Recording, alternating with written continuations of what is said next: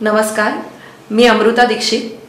आम्ही ठाणेकर वृत्तवाहिनीमध्ये आपणा सर्वांचं स्वागत सादर करीत आहोत आतापर्यंतच्या ठळक घडामोडी। कल्याण डोंबिवलीमध्ये आज रामनवमीचा उत्साह पाहायला मिळाला। जागोजागी रामनवमीच्या शुभेच्छा देणारे होर्डिंग पाहायला मिळत होते। चौकाचौकात प्रभू श्रीरामांचे झेंडे लावण्यात आले होते। संपूर्ण कल्याण डोंबिवली शहर भगवेमय झाल्याचे पाहायला मिळालं। कल्याण पश्चिमेकडील पार नाका येथील राम मंदिरात रामजन्मोत्सव साजरा करण्यात आला। यावेळी प्रभू श्रीरामाची आरती करत जोरदार घोषणाबाजी देखील करण्यात आली। यावेळी श्रीरामाची मूर्ती पाळण्यात ठेवून रामजन्मोत्सव साजरा करण्यात आला।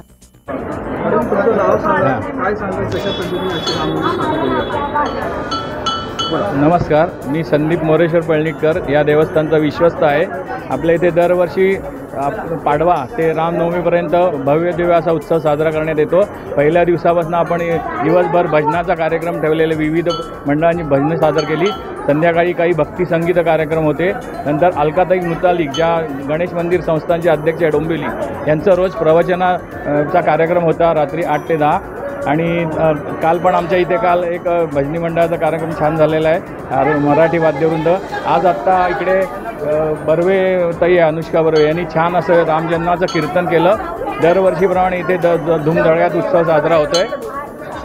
आज संध्याकाळी इथे गुरुदत्त सेवा मंडळ आहे जे दत्ताळी, त्यांचा गाण्याचा कार्यक्रम होणार आहे। ते विविध कार्यक्रम रामाची इथे सादर करणार आहेत। आणि नंतर पालखी आहे जी सहजीवन सेवा मंडळाने काढली, याचं इथे भव्य दिवस स्वागत करण्यात येईल आणि नंतर महाआरती होईल।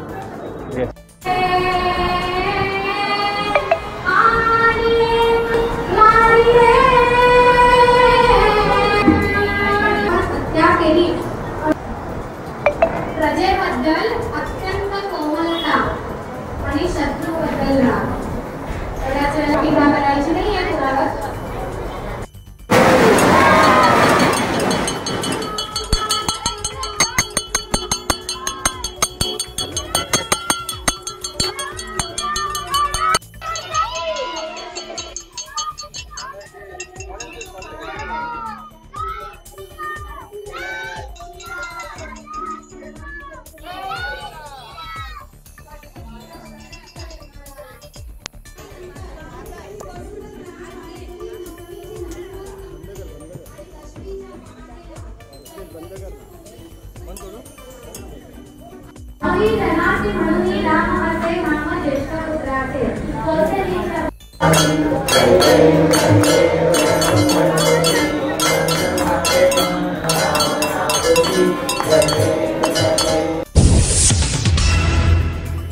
नाशिकच्या ऐतिहासिक श्री काळाराम मंदिरात ठीक दुपारी 12 वाजता रामजन्मोत्सव साजरा झाला आहे।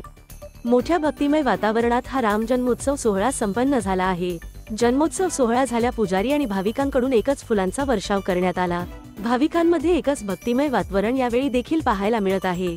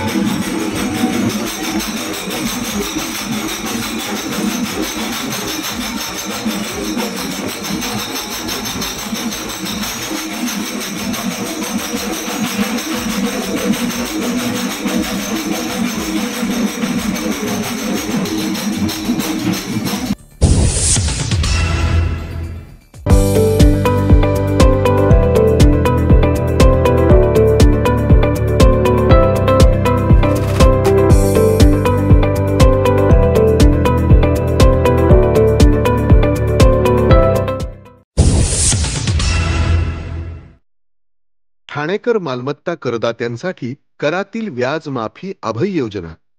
31 डिसेंबर 2023 पर्यंत मालमत्ता करावरील 100% व्याज माफ, तसेच 1 जानेवारी ते 15 जानेवारी 2024 या कालावधीमध्ये मालमत्ता करावरील 75% व्याज माफ. त्याचप्रमाणे 16 जानेवारी ते 31 जानेवारी 2024 या कालावधीमध्ये मालमत्ता करावरील 50% व्याज माफ. तरी सदर व्याज माफीच्या अभय योजनेचा ठाणेकर करदात्यांनी लाभ घ्यावा. महानगरपालिकेच्या कोणत्याही संकलन केंद्रावर कर भरण्याची सोय आहे. ATM, डेबिट, क्रेडिट कार्डद्वारे कर भरण्याची सुविधा उपलब्ध करून देण्यात आली आहे.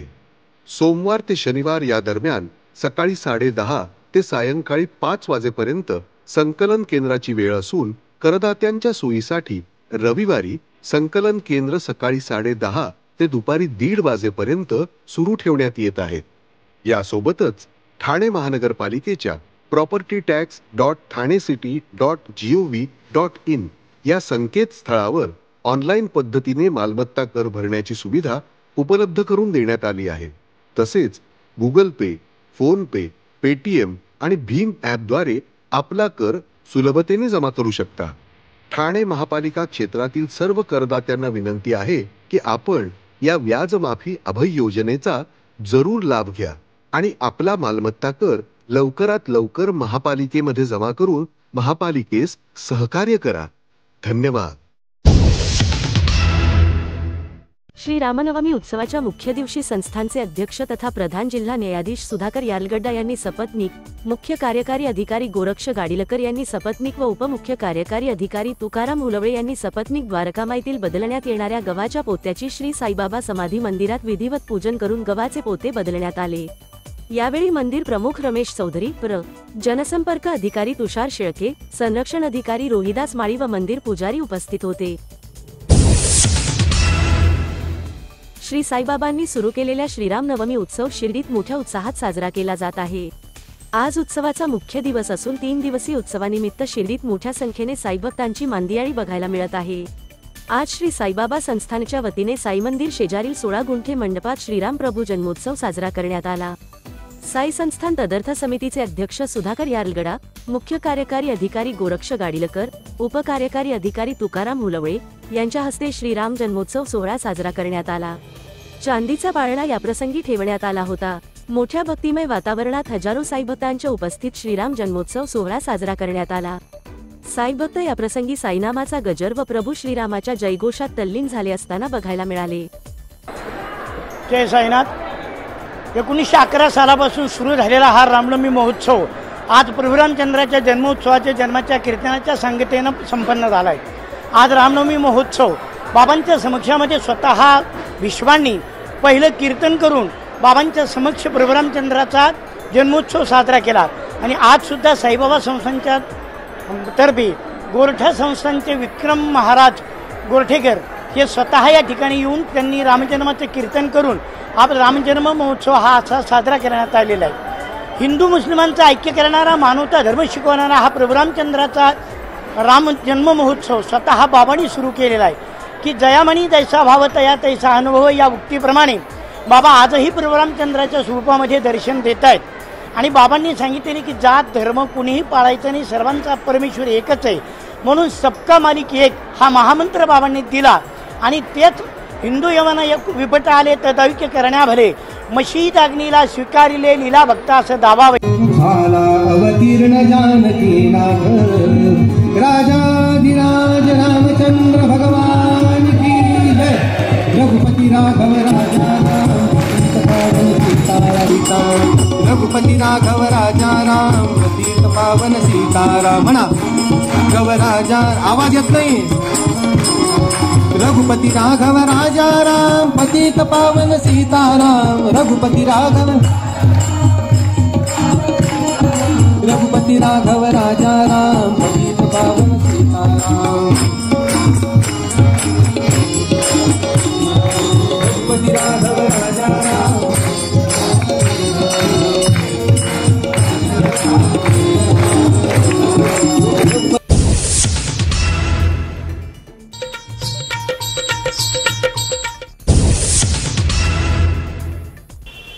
रसिका हो नमस्कार. मी मनाली देव, ठाणं म्हणजे माझं सर्वस्व. ठाण्यातच माझा जन्म, माझं शिक्षणही ठाण्यातलं. मी कथ्थक नृत्याचं शिक्षण घेतलं ते माझ्या गुरु डॉक्टर सौ मंजिरी देव यांच्याकडनं, त्या ठाण्यातल्या. पुढे लग्न झालं पंडित मुकुंदराज देव यांच्याशी, ते ठाण्यातले.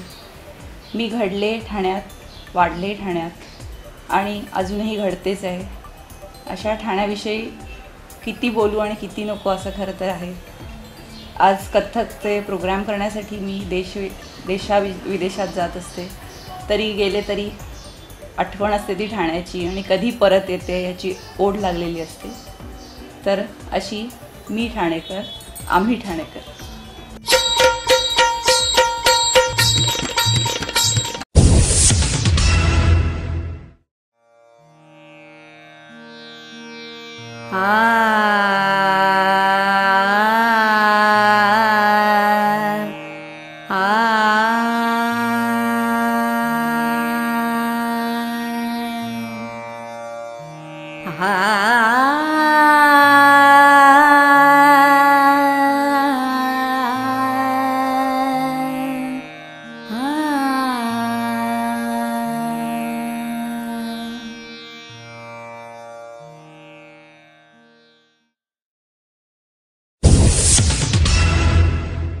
आम्ही ठाणेकर.